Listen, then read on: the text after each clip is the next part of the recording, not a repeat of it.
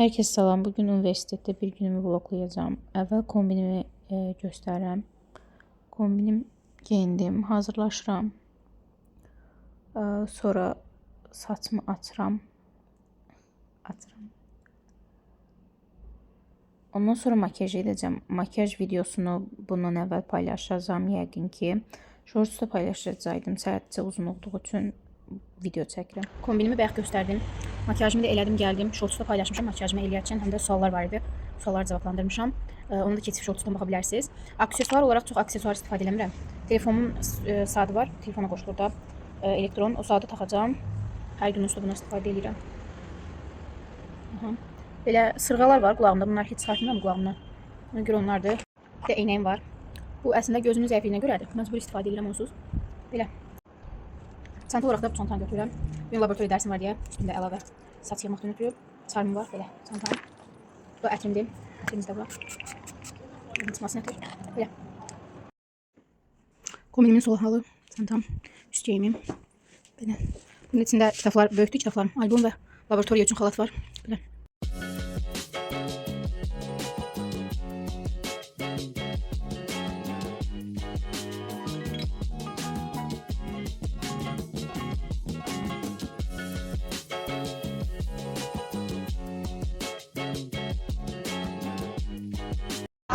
Avtobusdan düşdük, külək bütün saatımı dağıldı. Sınız yox deyə bizi dışlayırlar. Ayda saçımı şey dağıldı. Ben çeksiriyim dostum.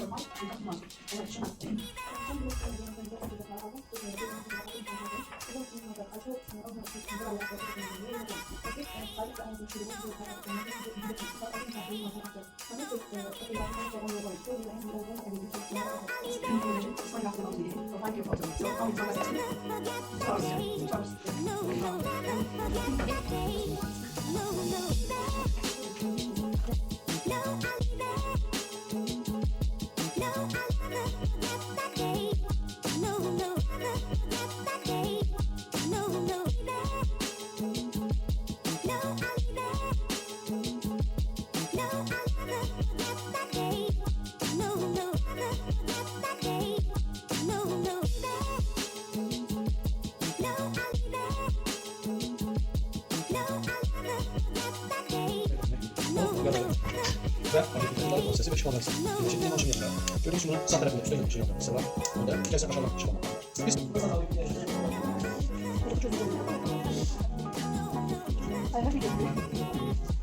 Bir ne görür, bir ne görür. Gitti mi? Ben gözüme görüyorum. O yan bakan da şey olur. sen bunu nasıl sen göre? Sen çok söylediğine göre. Parmağına da bunlar adımlı insan. Bu da bizim bakalım. Yok, sen hiç istiyorsun. Zaten götüm anlamıyor. Bak, netleştirmek. İstesen böyle aşağı yukarı yaşa. Bu model telefonu bu model evde aldım. Bu yolda yaşasın.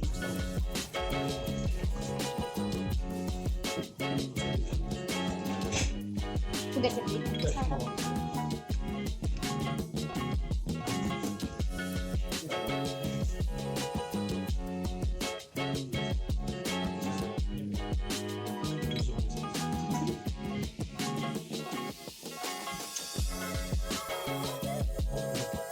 Tersine çekelim.